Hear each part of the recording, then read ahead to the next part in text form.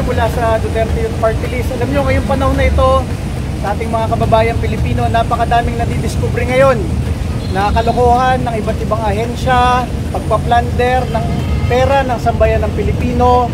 At alam nyo, ang kaisa-isang kinatawan ng sambayan ng Pilipino sa Kongreso na nagbabalik ng death penalty para sa plunder, para sa corruption, para sa ghost projects, iisa lang, Duterte Youth Party List lang.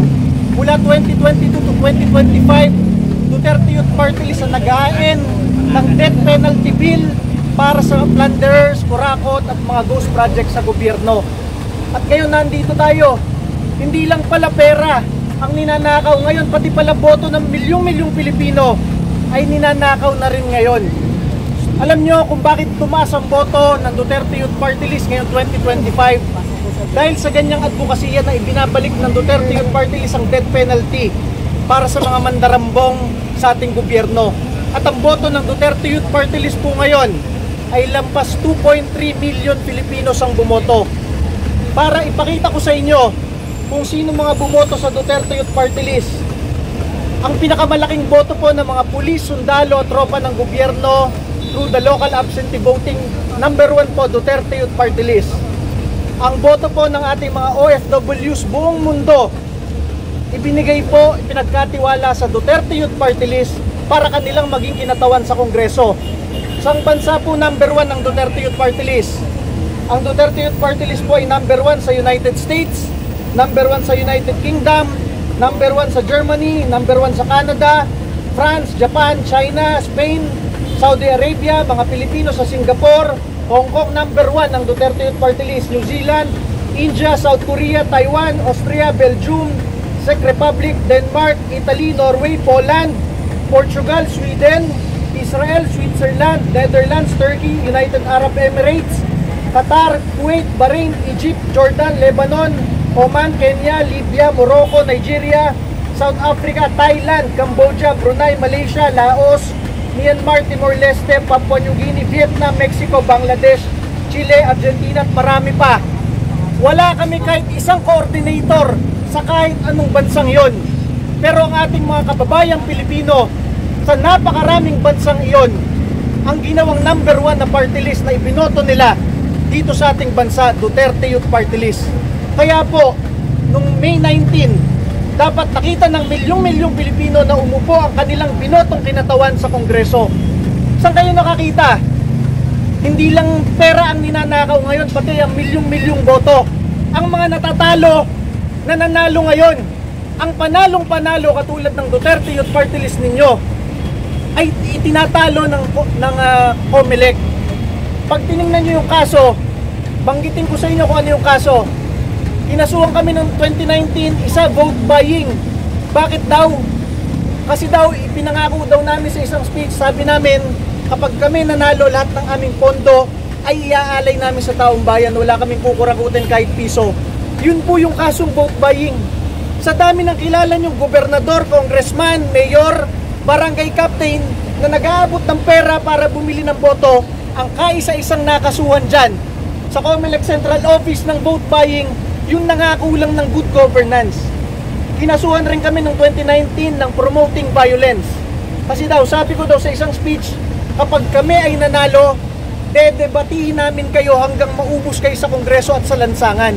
Kilala naman ako nakikipagdebate sa mga congressman na mga kaliwa.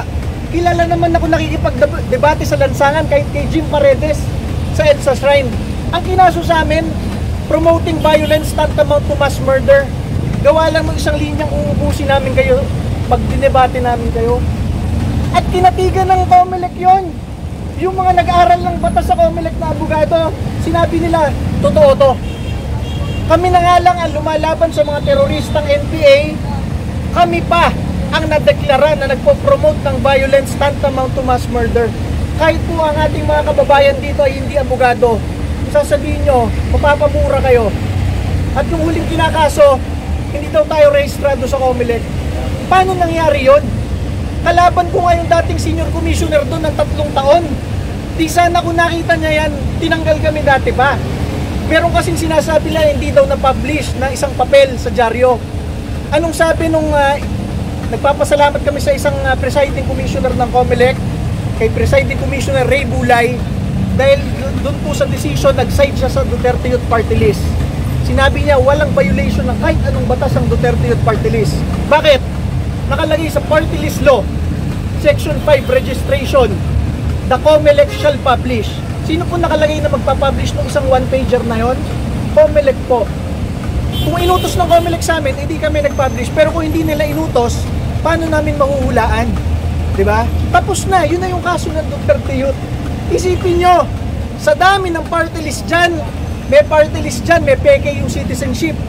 May party list dyan, convicted criminal yung representative. May party list dyan, may kaso ng terorismo dito sa COMELEC dahil may mga miyembro pumatay ng pulis at sundalo. May party list dyan ng rape ng miyembro. Ang daming kinatawan dyan, may kasong plunder at corruption. Lahat po sila na proklama nitong COMELEC na ito. At tayo, ang kaisa-isang kinatawan ng taong bayan na nagbabalik ng death penalty para sa lahat ng plunderer sa Pilipinas, sa lahat ng kurakot sa Pilipinas, sa lahat ng gumagawa ng ghost project sa Pilipinas. Tayo pa, ang kaisa-isang dinilist dito sa COMELEC. Saan kayo nakakita ng ganun? Kaya po ngayong araw na ito, ipinail po namin ni Attorney Christian Calabia ang aming petition for review sa Korte Suprema. Masabi ko sa inyo, napakaraming opisina ng gobyerno ngayon, napaka-abusado, ginagamit ang kanilang mga kapangyarihan para baloktotin ang mga bagay. Pero dito po sa Korte Suprema, sigurado po mananalo tayo. Dahil pag nakita nila yung batas na nagsasabi na ang kailangan mag-publish ng one-pager na yon ay COMELEC, hindi pwede yung ginawa ni COMELEC na hindi, kasalanan ni Duterte yun yan. At dun sa iba't pang sinasabi sa atin, promoting violence, vote buying at iba't iba pa, hindi kayang i-prove yun. Walang kahit anong ganong inch ng ebidensya sa ganong bagay dahil hindi po nag-e-exist yun. Tayo nga lang po ang kaisa-isang lumalaban sa mga teroristang NPA, kaya nga po tayo nakakuha ng pinakamalaking boto ng mga pulis, sundalo at tropa ng gobyerno through the local absentee voting. Tayo pa ang nadesisyonan ng COMELEC na promoting violence, tantamang to mass murder sa Pilipinas. Saan kayo nakakita ng ganong klase? Kaya yan po ang masabi ko sa inyo, talagang tayo galit na galit. Binanggit ko sa inyo kung ilang bansa nag-number 1 ang Duterte Youth Party List. Napakahaba, napakarami. Wala tayong pambayad kahit isang coordinator sa mga yon. Pero ang mga Pilipino, ang mga OFW sa iba't ibang bansa sa buong mundo, ipinagkakatiwala ang kanilang mga anak, ang kanilang mga pamilya dito sa bansa sa atin dahil tayo lang ang lumalaban sa recruitment ng NPA. At sa Kongreso, eto sabihin ko sa inyo, pinakasummary dyan, kahit supporter kayo ni Marcos, kahit supporter kayo ng Liberal Party, ni Lenny, ni Vico, kahit supporter kayo ni Duterte, at kahit wala kayong pakialam sa politika ng bansa, sa tingin ko naman, kahit ayaw nyo sa Duterte Youth Party List, gusto ninyo na meron kahit isang kongresista dyan, kahit isang man lamang na nagbabalik ng death penalty para sa lahat ng kurakot at plunderer sa bansang ito. Dahil yung mga mabababang opisyal ng gobyerno, milyon-milyon ang nakukulimbat. Yung mga matataas na opisyal ng gobyerno, bilyon-bilyon. Kaya pag pinagsama-sama nyo taon-taon, trilyon-trilyon ang nawawala sa mga mahihirap na Pilipino at tayo ang nagtsatsaga dito.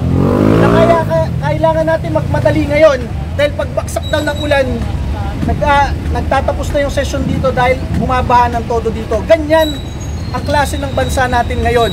At sa tingin ko po, sana po, suportahan ninyo na meron man lang kahit isang kinatawan o boses sa Kongreso na nagbabalik ng death penalty para sa lahat ng kurakot, plunderer dito sa ating bansa. Yan po ang inyong Duterte Youth Party List. Ito po ay petition for certiorari and with prayer for TRO, writ of preliminary injunction and status quo ante ordine. Sir, the comment, after 30 days daw, matapos sila pa yung session, magiging final decision ng comment. Kahit walang TRO. Yes, kaya po nagkawini po tayo ng issue ang Supreme Court. Pero gaano kalakas at tingin yung final para makuha tayo? We are very confident po and we filed the petition and all of our arguments are stated in our petition. Pero last time, nag-file na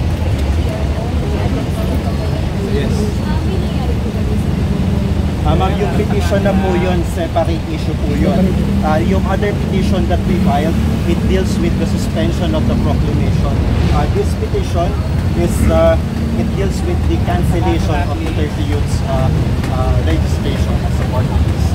Pero yung ordinance, sir, Yes. so ano po yung naging update? Everything is here in our petition and we will give you a copy. Sorry.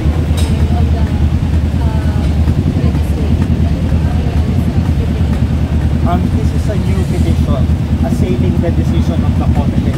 Yung other petition na pinay po natin, it deals with the suspension of the proclamation. So, separate po yun. Separate. Okay? Ilan pangalan sir? Yeah, Attorney Christian Calabria. Siguro pang dulo na lang kasi kailangan rin namin umalis na. Alam niyo yung nangyayari ngayon sa ibang bansa, sa Indonesia. Tinaas lang ng mga kongresista doon ang kanilang sweldo ng 100 to 200,000 kada isa. Nagwala yung bansa nila, sinunog yung regional congress, yung mga mansyon ng mga politiko sinusunog, yung mga luxury cars na lumalabas sa kongreso sinisira isa-isa. Ganun ang galit ng ating kapitbahay sa Indonesia. Dito, hindi daang-daang libo pinag-uusapan.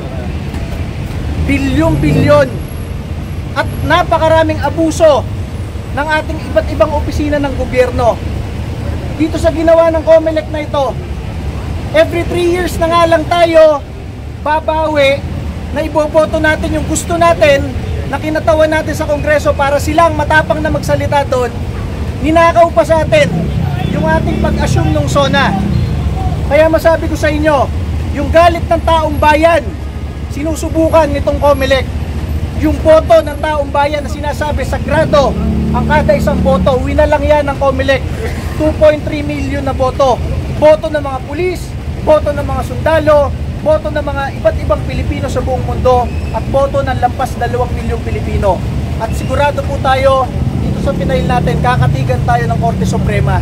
Hindi yan yung parang baka sakali na 50-50. Pag nakita ng Korte Suprema yung batas, at kung paano sinunod yun ng Duterte Youth Party List, at kung paano tinwist ng Comelec, alam nyo na ang desisyon ng Korte Suprema doon. Yung po muli, maraming salamat po at kailangan po natin umalis agad. Okay na. Salamat po. Ma'am, ito. Ito, Sino ka pwede dito namin makakay yung number? Yes, please. Sige, 0969-299-1487.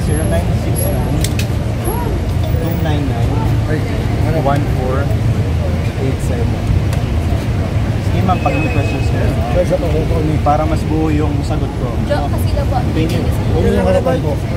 Ayun muna.